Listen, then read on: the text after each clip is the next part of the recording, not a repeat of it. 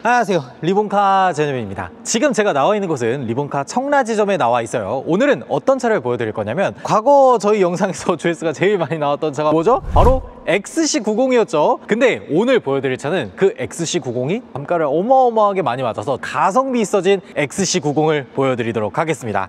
앞서서 볼 수 있는 것들 중에 하나는, 이때 당시에 볼보가 2세대 XC90 신형 나왔어요 하고 딱 내놓고 나서 제일 많이 욕먹었던 게 뭐냐면, 가격이 너무 많이 올랐었어. 왜 그러냐면, 그때 전까지만 하더라도 XC90 1세대는 기껏 해봤자 한 7천만 원에서 뭐 진짜 비싸면 8천만 원 이렇게 했지만, 지금 제 옆에 있는 이 차량 같은 경우에는 출시될 때까지만 하더라도 D5가 있었고 T6가 있었고 T8이 있었거든요. 근데 제 옆에 있는 차량은 T6 인스크립션 차량입니다. 이 T6 인스크립션 모델이 기존 모델들 대비해서 가격이 한 1,500만 원 이상 올라버렸어요. 그래서 이것 때문에 욕을 정말 많이 먹었는데, 막상 나중에 사람들이 타고 나면서 보니까 가격을 올릴만 했네, 옵션을 정말 많이 넣어줬네, 고급감도 한층 더 올려줬네 라는 말을 들을 정도였죠. XC90 하면은 페이스리프트를 벌써 2번을 했습니다. 처음에 2세대 XC90이 2015년도에 출시를 했어요. 근데 정식적으로 우리나라에 출시가 된 거는 2016년 한 3월쯤에 출시가 됐었죠. 그 이후로 판매가 됐었는데,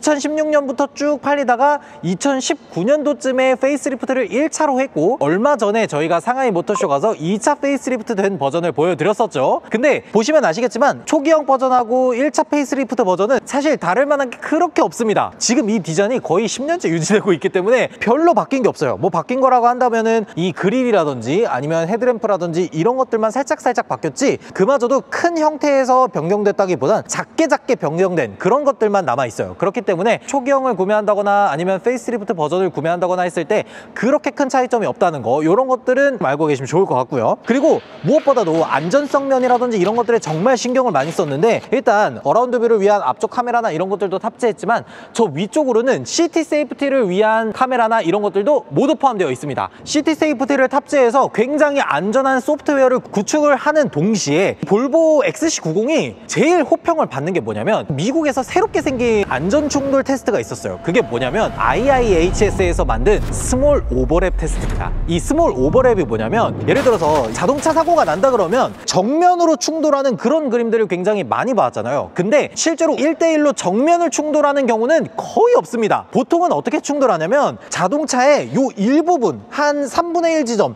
요 부분만 해서 충돌을 하는 경우가 굉장히 많아요. 근데 이때 당시에 이 비껴 맞는 사고로 인해서 차량이 전복이 된다거나 이 안쪽에 있는 내부 골격 구조를 먹고 들어가서 A필러 안쪽으로 무너지면서 운전자가 다친다든지 이런 경우들이 많았어요. 그래서 IIHS에서 스몰 오버랩 테스트를 이제 안전 충돌 테스트의 규정에 넣겠다 해서, 그 규정이 딱 생기자마자 테스트를 했는데 볼보는 통과를 했었습니다. 그 XC90이 통과를 했었던 모델이에요. 그렇기 때문에 많은 사람들이 XC90을 하면 정말 안전의 대명사다 라고 할 수 있으면서, 그때 당시에 볼보가 가지고 있던 모든 기술들을 다 때려놓은 최상의 모델로서 입지를 다진 그런 모델이라고 할 수가 있어요. 그리고 측면에서도 한번 보면요, 측면에서 봤을 때 일단 전장 자체가 굉장히 길죠. 4,900mm가 넘는 굉장히 큰 SUV이기 때문에, 여기에다가 추가적으로 지금 이 차량 같은 경우에는 요 뒤쪽으로 3열까지 마련되어 있습니다. 그래서 총 7명이 탈 수가 있는 자동차예요. 좀 디테일하게 좀 들어가 보면은 지금 20인치를 사용하고 있습니다. 트레드 넓이가 275예요. 트레드 넓이가 275에 휠 20인치 사이즈면은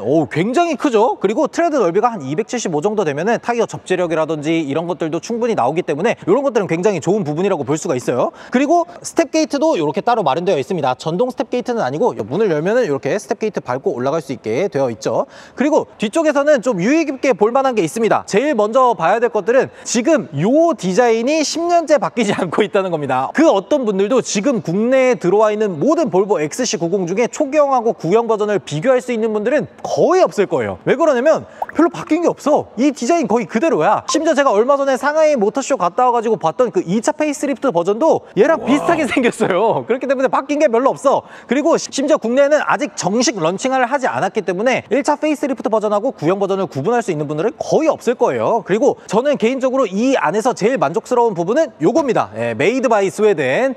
이때까지만 하더라도 스웨덴에서 만들어졌던 정통 볼보라고 할 수 있는 그런 자동차죠. 그리고 요 오른쪽으로 보면은 이 차량의 트림이 어떤 것들을 볼 수가 있는데 T6 인스크립션 올휠 드라이브 적혀 있습니다. 약간 주의하셔야 될 게 이때 당시에도 이제 트림이 D5, 뭐 T6, T8이라고 하지만 이 안에서 세부적인 분류로 꽤 많이 분류가 됐었거든요. 어떤 것들이 있냐면 D5라고 하더라도 D5의 R 디자인이 있었고 T6라고 하더라도 T6의 R 디자인이 따로 있었어요. 이 R 디자인이 들어간 모델하고 그냥 T6 인스크립션하고 옵션의 차이가 조금 있기 때문에 이런 것들을 좀 주의해서 살펴보셔야 됩니다. 그리고 트렁크 공간도 한번 열어서 보면 전동 트렁크 당연히 들어가 있고요. 그리고 지금 3열이 펴져 있는 건데 3열을 한번 접어서 보도록 할게요. 자, 3열 의자를 접으면 이렇게 평탄화된 뒤쪽 트렁크 공간이 나오죠. 생각보다 넓습니다.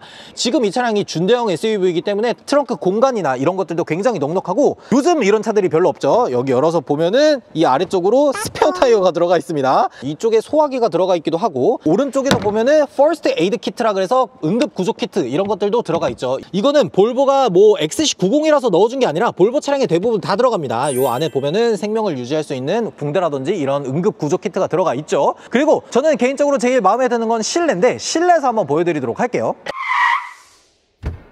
자, 실내로 들어와서 엔진을 한번 켜보면요, 확실히 가솔린 모델이기 때문에 시끄럽다거나 이런 것들은 전혀 없습니다. 그리고 볼보 XC90이 지금으로부터 한 10년 전부터 지금까지 이어져 오면서 이 실내만큼은 전혀 변한 게 없다라는 생각이 딱 들죠. 왜 그러냐면 바뀐 게 없어. 지금 페이스리프트 한 실내도 이렇게 생겼어요. 네, 바뀐 게 없습니다. 거의 그대로기 때문에 세월의 흔적을 느낄 수 없다는 게 오히려 장점으로 느껴질 수도 있겠더라고요. 그러면서도 우리가 중요시 여기는 것들이 곳곳에 있습니다. 어떤 것들이냐면 여기 보면 헤드업 디스플레이가 들어가 있죠. 이 차량이 지금 2017년도에 나왔던 차량인데 이때 당시에도 헤드업 디스플레이 들어가 있으면서 오른쪽에 보면은 바워스 앤 윌킨스 들어가 있죠. 이거는 T6 인스크립션이기 때문에 들어가는 거예요. T6의 R 디자인 같은 경우에는 바워스 앤 윌킨스가 안 들어가요. 그리고 아래쪽으로 보면은 12.3인치 디스플레이 들어가 있는데 이게 진짜 중요한 게 뭐냐면 보이시죠? 왼쪽 아래에 어댑티브 크루즈 컨트롤, 파일럿 어시스트 이런 것들이 다 들어가 있습니다. 얘가 2017년도에 나왔던 차량인데 주행보조 기능들이 다 들어가 있어요. 이 차량을 구매하더라도 내가 이거 너무 오래된 차량이니까 내가 수동으로 당연히 운전을 해야겠지? 이런 생각하시면 안 됩니다. 볼보는 애시당초부터 시티 세이프티를 비롯해서 이런 주행보조 기술들을 일찌감치 적용을 해줬었어요. 이런 것들이 들어가 있는 것도 굉장히 좋지만 저는 볼보가 약간 선구안 같은 게 있었다라고 생각을 하는 게 뭐냐면 이 센터 콘솔에 우리가 누를 수 있는 버튼들이 별로 없어요. 할 수 있는 거라고는 뭐 비상등이라든지 아니면 김서림 방지라든지 이런 것들 정도만 있고 통풍 시트를 누른다든지 이런 기능들은 거의 들어가 있지가 않습니다. 웬만한 것들은 이 센터 디스플레이 안에서 모든 것들을 최적화할 수 있게 만들어 놨어요. 그래서 공조장치라든지 이런 것들도 여기에서 모두 다 컨트롤이 가능하면서 동시에 위쪽으로 내리면 설정이나 이런 것들도 들어가면서 그리고 오른쪽으로 넘어갔을 때 여러 가지 설정 상태들을 볼 수가 있는데 뭐 이제 애플 카플레이나 안드로이드 오토 같은 것들을 지원하기 때문에 이런 것들을 연결을 해서 티맵이라든지 카카오맵이라든지 이런 것들을 사용할 수 있다는 것도 큰 장점이 될 수가 있겠죠. 사실 우리나라 사람들이 자동차를 살 때 이런 것들은 굉장히 필요한 옵션이야 라고 생각하는 것들은 거의 다 들어가 있어요. 열선 시트, 열선 핸들, 통풍 시트가 조수석까지 다 들어가 있어요. 이런 것들을 보면 확실히 볼보가 그 당시에 얼마나 프리미엄 자동차로 제작을 했는지 알 수가 있겠죠. 네, 저는 딱 한 가지 살짝 아쉬운 게 뭐냐면 기어봉이 오레포스 크리스탈이 안 들어가요.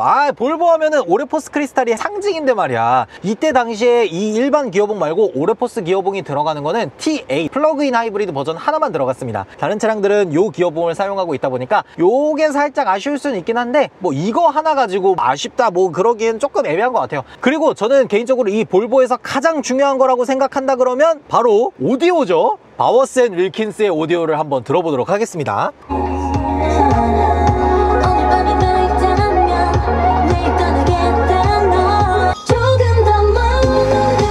이야, 미쳤다 진짜. 와, 바워스 앤 윌킨스.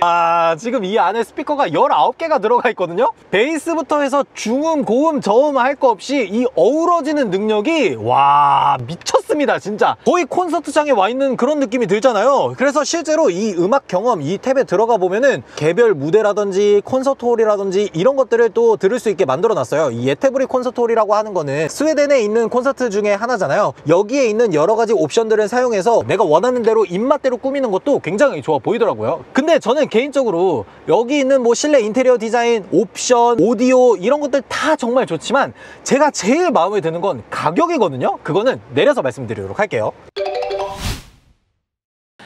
그래서 제일 중요한 이 볼보 XC90이 현재 어느 정도의 가치를 가지고 있냐, 그게 제일 중요한 거잖아요. 제 옆에 있는 차량은 말씀드렸다시피 2017년도에 나온 차량입니다. 그러니까 지금으로부터 한 8년 정도가 된 차량이죠. 거기에다가 주행거리도 한 8만 킬로가 좀 넘었어요. 그러니까 1년에 한 1만 킬로 정도 운행을 하신 것 같더라고요. 근데 이 차량이 초창기에 딱 나왔을 때 볼보의 XC90 T6 인스크립션 올휠 드라이브 차량 같은 경우에는 신차 출고가가 9,500만 원이었습니다. 여러분들도 아시잖아요. 볼보 XC90이 대기도 걸려 있었을 만큼 굉장히 많은 인기를 자랑하는 그런 차량이었는데, 그런 차량에 할인이 있었을 것 같아요?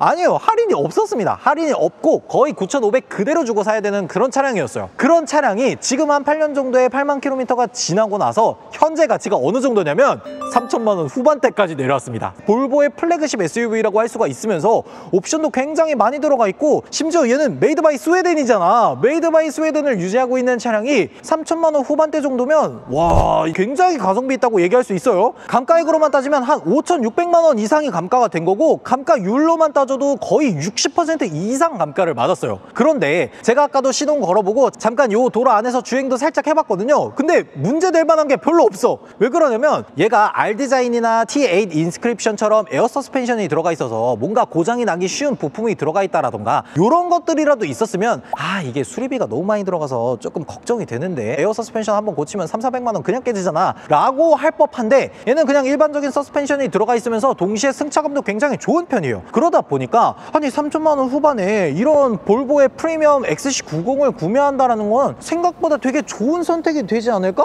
아니 그러면서 얘가 전기형인지 후기형인지 구분할 수 있는 사람도 별로 없잖아 라는 것들을 생각해보면 3천만 원 후반대에 굉장히 매력적인 차량이 되는 거 아닌가. 오늘 이렇게 볼보의 XC90의 T6 인스크립션 올휠 드라이브 차량을 한번 쭉 살펴봤는데, 저는 개인적으로 굉장히 마음에 들어하는 차량이면서 동시에 아빠들한테 이만한 가성비 있는 자동차가 있을까? 라는 생각이 들었던 것 같습니다. 만약에 여러분들이라면 어떤 선택을 하실지 댓글로 적어주시면 좋을 것 같습니다. 지금까지 저는 리본카 전여빈이었습니다. 감사합니다.